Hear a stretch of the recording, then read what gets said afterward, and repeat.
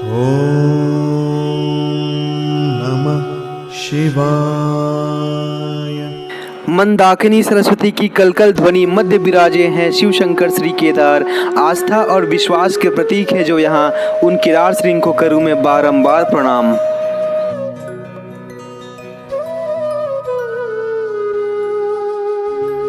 दोस्तों, अगर आप केदारनाथ धाम जाने की सोच रहे हैं तो आपके मन में बहुत से ऐसे सवाल आते होंगे कि कब जाएं, कैसे जाएं, कहाँ रुकें, किस मौसम में जाएं, किस महीने में जाएं या फिर किस रूट से जाएं, साथ में क्या क्या सामान रखें, किन किन परेशानियों का आपको सामना करना पड़ सकता है, किराया क्या होगा बस का या फिर टैक्सी का, ऐसे में होटल का जो रेट है वो क्या होने वाले हैं।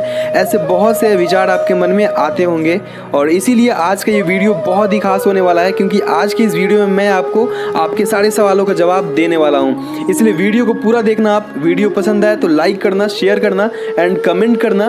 और अगर आप मेरे वीडियो पे और मेरे चैनल पे नए हैं तो सब्सक्राइब ज़रूर कर लेना आप। एक और बात, अगर वीडियो पसंद ना आए आपको तो कोई बात नहीं, डिसलाइक कर देना आप, और जो मन में आए वो कमेंट कर देना। तो क्योंकि अगर आप कभी भी केदारनाथ जाने के सोच रहे हैं या फिर जाने वाले हैं तो ये वीडियो आपके बहुत ही काम आने वाला है। दोस्तों, सबसे पहले मैं आपको बता दूं, देश के हर एक कोने से लोग केदारनाथ धाम दर्शन करने के लिए आते हैं और जो केदारनाथ धाम का प्राइम लोकेशन है वो है हरिद्वार। दोस्तों, हरिद्वार पूरे देश भर से रेल मार्ग द्वारा जुड़ा हुआ है। अगर आप बस से आने का सोच रहे हैं तो आप बस से भी आ सकते हैं। हरिद्वार रेलवे स्टेशन के ठीक सामने आपको हरिद्वार बस स्टैंड दिखेगा, जहां से आप केदारनाथ के लिए बस या टैक्सी ले सकते हैं। आज आप इस वीडियो में जानेंगे सबसे सस्ता तरीका केदारनाथ पहुंचने का। इसके अलावा पैदल, घोड़े या फिर हेलीकॉप्टर, इन सब के जरिए आप कैसे जाएं ये आपको मैं इस वीडियो में बताने वाला हूं। साथ ही साथ गौरीकुंड या सोनप्रयाग जाने का क्या किराया है और कंडीशन क्या क्या होता है, ये सब आपको इस वीडियो में बताने वाला हूं। तो दोस्तों, हरिद्वार पहुंचने के बाद वहां आप केदारनाथ धाम जाने वाली बस या टैक्सी देख सकते हैं। लेकिन अगर आप बस से जाने का सोच रहे हैं तो यहाँ पे आपको थोड़ी सी दिक्कत का सामना करना पड़ सकता है, क्योंकि वहाँ बस की जो बुकिंग होती है वो एक दिन पहले ही हो जाती है, जिसकी वजह से आपको बस में सीट अवेलेबल मिल पाना मुश्किल होगा। ऐसे में आपको एक दिन पहले पहुँचना होगा हरिद्वार। अगर आप हरिद्वार दोपहर या शाम तक पहुँच जाते हैं तो उसी दिन आप केदारनाथ के लिए बस में अपना टिकट बुक करा लीजिए। अब बात करते हैं बस का किराया कितना होगा। तो अगर आप सोनप्रयाग तक आप बस से डायरेक्ट जाते हैं तो उसका किराया, अगर आप काउंटर से बुकिंग करते हैं तो आपको लगेंगे 350 रुपये पर पर्सन। 350 रुपये देकर आप अपने सीट को कंफर्म करा लो और बस आपको सोनप्रयाग लेकर के चली जाएगी, यानी कि हरिद्वार से सोनप्रयाग। क्योंकि सोनप्रयाग ही लास्ट स्टॉपेज है जहां तक टैक्सी या बस जाते हैं। सोनप्रयाग पहुंचने के बाद वहां से 5 किलोमीटर की दूरी पे गौरीकुंड है और आपको गौरीकुंड जाने के लिए सोनप्रयाग की लोकल टैक्सी का सहारा लेना पड़ेगा, क्योंकि सोनप्रयाग के आगे बाहर की कोई भी गाड़ी को जाने का परमिशन नहीं दिया जाता है।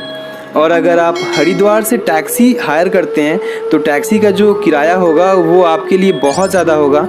अगर आप ग्रुप में हो तो टैक्सी ले सकते हो, अदरवाइज़ आप बस से जाएं, जो कि सबसे सस्ता तरीका यही है, क्योंकि बस आपको 350 रुपये में सोनप्रयाग 5 बजे शाम तक पहुंचा देगी। अब सोनप्रयाग पहुंचने के बाद स्टे की बात आती है, तो ये आपके ऊपर डिपेंड करता है कि आप सोनप्रयाग में स्टे करेंगे या फिर 5 किलोमीटर दूर जाकर के गौरीकुंड में स्टे करने वाले हैं। अगर मेरा मानो आप तो आप सोनप्रयाग में ही स्टे करो। अगर होटल की बात करें तो मई या जून के महीने में सोनप्रयाग में होटल मिल पाना बहुत ही मुश्किल होता है, और जो होटल के रेट होते हैं वो 4000 से 5000 या फिर कभी कभी इससे भी ज़्यादा बताया जाता है पर हेड। लेकिन सबसे अच्छी बात यह है कि सोनप्रयाग में डोरमेट्री की व्यवस्था उपलब्ध है। डोरमेट्री में आपको एक गद्दा, एक तकिया और एक रजाई मिलेगा, जिसका चार्जेस 250 रुपये पर हेड रखा गया है। अब आपको नेक्स्ट डे गौरीकुंड जाना होगा।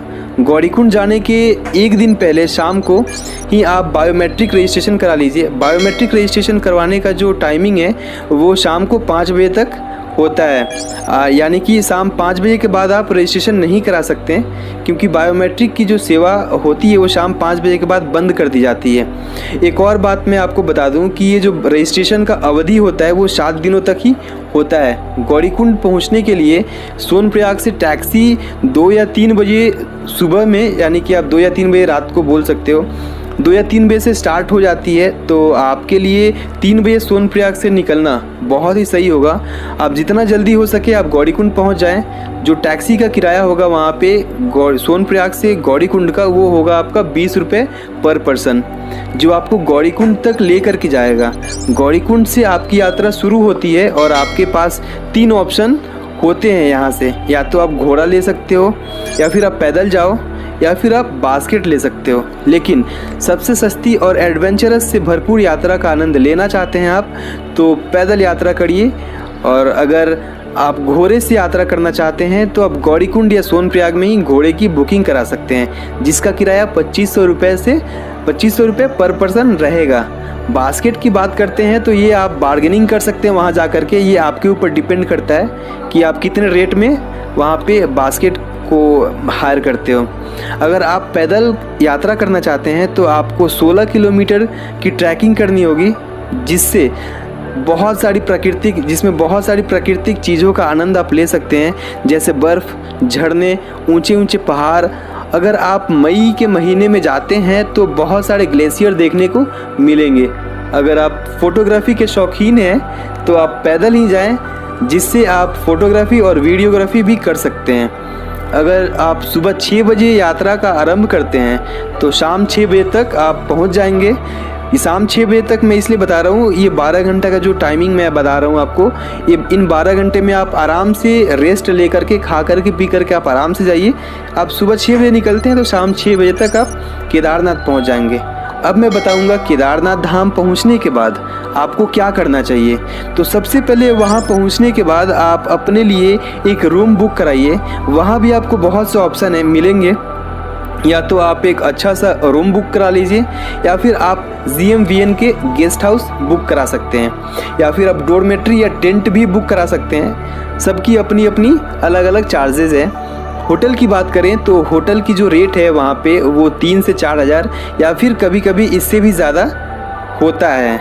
अगर डॉर्मेट्री की बात की जाए तो GMVN यानी गढ़वाल मंडल विकास निगम की, तो वो पर हेड आपको 600 रुपये लगेंगे वहाँ पे। और उसकी जो और दूसरी जो टेंट है, तो टेंट का जो चार्जेज है वो 300 रुपये पर हेड रखा गया है। यहाँ जो आपको सही लगे आप केदारनाथ पहुँचने के बाद आप बुक करा सकते हैं। उसके बाद ही आप दर्शन करने के लिए जाइए। एक और बात मैं आपको बता दूं कि अगर आप केदारनाथ धाम आप शाम को पहुंचते हैं तो आपको दर्शन कराए जाएंगे, लेकिन वो बाहर से कराए जाएंगे।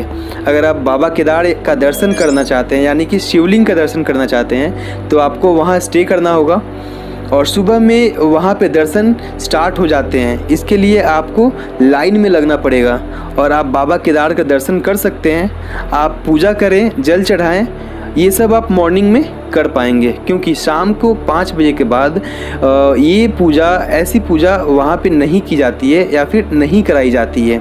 और रात को 10 बजे के बाद बाबा का जो कपाट होता है वो बंद कर दिए जाते हैं। अब आपको क्या क्या ले करके जाना पड़ेगा, तो आप कभी भी जाते हैं तो आपको गर्म कपड़े तो ज़रूर लेकर के जाएं आप, क्योंकि वहाँ पे मौसम कभी भी बदलता रहता है। आपको गर्म कपड़े लेकर के जाने ही पड़ेंगे।